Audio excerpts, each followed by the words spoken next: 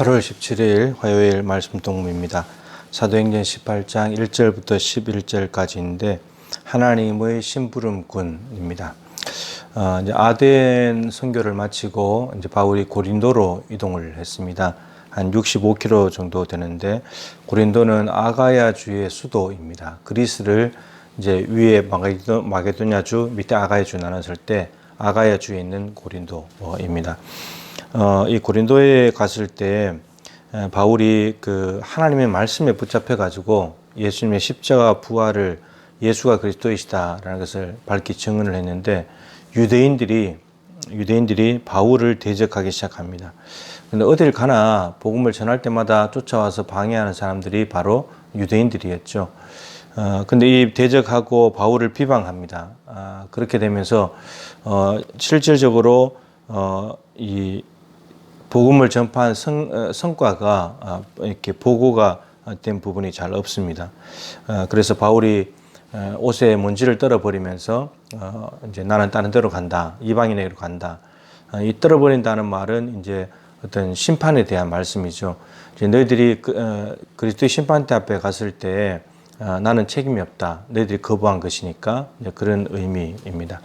그런 이방인으로 간다 이렇게 말했는데 그런데 계속 이제 유대인들에게 이제 복음을 전하는 바울의 모습을 보게 되는데 근데 밤에 주께서 환상 가운데 바울에게 말씀을 하십니다. 그러니까 이제 위로의 말씀을 하시는 건데 하나님의 심부름꾼이죠. 바울은 복음을 전하는 하나님의 심부름꾼들에게 하나님이 주시는 약속의 말씀이 공통적으로 들어가는 요소들이 있습니다. 이제 두 가지가 공통적으로 들어가는데 또 한 가지는 이제 이 바울이나 어떤 예언자라고 전부는 아니지만 예언자들이 들어가는 또 하나의 말씀이 있습니다. 오늘 바울에게 하시는 말씀은 세 가지인데 두려워하지 말아라. 유대인들이 대적하고 복음을 방해하고 비방한다 할지라도 두려워하지 말아라. 두 번째, 내가 너와 함께 할 것이다. 임마누엘 약속을 하십니다. 세 번째, 그래서 담대히 말해라. 복음을 전해야 되니까. 이 세 가지 약속을 하십니다. 이것은 예레미야, 구약의 예레미야도 마찬가지입니다. 예레미야도 두려워하지 말고 내가 너와 함께 할 것이다. 그래서 저 사람들에게 복음을 전해라. 하나님 말씀을 전해라. 이것이었고 그리고 이사야나 혹은 여호수아 같은 경우는 두려워하지 말아라. 내가 너와 함께 할 것이다. 이 약속을 하십니다. 그러니까 하나님께서 하나님의 심부름꾼을 택해 가지고 하나님께서 어떤 일을 맡기셨습니다. 심부름을 보내셨는데 이런 거죠. 두려워하지 말라고 하는 것은 뭔가 두려워할 수밖에 없는 상황에 있는 겁니다. 하나님의 심부름꾼들을 평안한 곳에 보내는 것이 아니라 두려워할 만한 곳, 두려워해야 될 사람들이 있거나 두려워해야 될 상황이 있는 곳으로 보내는 거죠. 그러니까 양을 이리 가운데로 보내는 겁니다. 얼마 전에도 말씀드렸잖아요. 이리를 이기려면 사자를 보내야 되는데 예수님은 우리 양을 보낸다는 겁니다. 양을 보내면 이리에게 잡아먹힐 텐데 근데 보내는 겁니다. 그리고는 두려워하지 말아라. 내가 너와 함께 할 것이다. 이렇게 말씀하신다는 거죠. 그래서 하나님의 심부름꾼들은 두려워할 만한 사람, 두려워해야 될 상황들이 있기 마련인데 근데 그곳에 보내시면서 말씀하시기를 너 혼자 가는 게 아니다. 내가 너와 함께 할 것이다.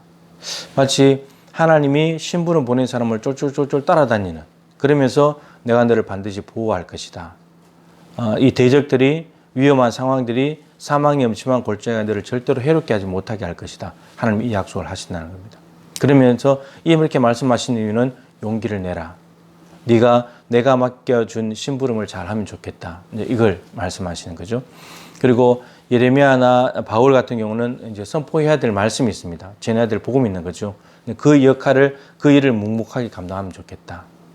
그래서 하나님은 두려워하는 상황 가운데 보내시고 함께 하시면서 그 보낸 심부름을 계속해서 수행하도록 도우시는 분이다라고 하는 거죠. 우리가 살아가는 삶의 현장도 두려워하고 놀라고 당황할 수밖에 없는 일들이 많이 있습니다. 때로는 사람 때문에 그러기도 하고 때로는 어떤 일이 벌어져서 그러기도 하고 이럴 때 하나님은 말씀하십니다. 내가 너와 함께 할 것이다. 내가 너와 함께 한다.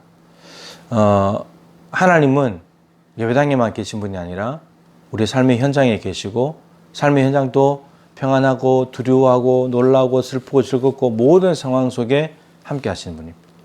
함께 하시는 분. 그래서 하나님은 이스라엘 땅에 있는 그 낭떠러지 절벽을 높은 산을 들어서 메꿔 가지고 두렵고 사망의 음침한 골짜기가 없는 곳으로 만드시는 것이 아니라 내가 너와 함께 할 것이다. 우리의 살아가는 삶의 현장에 두려워할 만한 일들을 다 없애시고 그냥 평평하게 편안하게 살아라 이렇게 하시는 것이 아니라 두려워할 만한 상황들, 낭떠러지 절벽이 있지만 내가 너와 함께 할 것이니까 네가 거기서 살아내면 좋겠다. 너는 이것을 이겨내야 될 강한 자가 되어야 된다. 예수님께서 이렇게 말씀을 하시는 겁니다. 우리가 살아가는 삶의 현장이 만만치 않은 정말 그런 곳인데 하나님이 함께 한다고 약속하십니다. 그러니까 이 약속은 하나님만 할 수 있는 거죠. 제가 여러분들과 항상 함께 할 수가 없고 배우자도 항상 함께 할 수 없고 부모가 항상 함께 할 수도 없고 자녀가 항상 함께 할 수도 없습니다.